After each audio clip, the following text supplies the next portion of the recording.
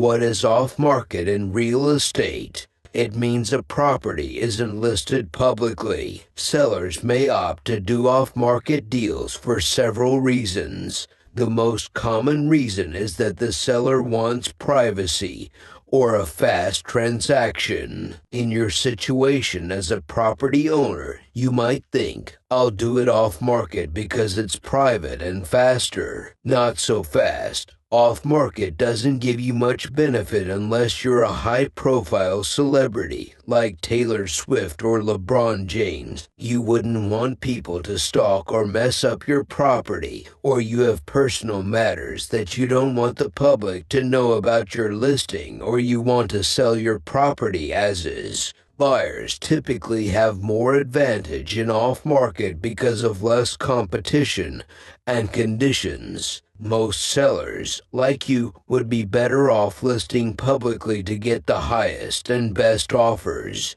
Contact me to learn more about potentially listing your property.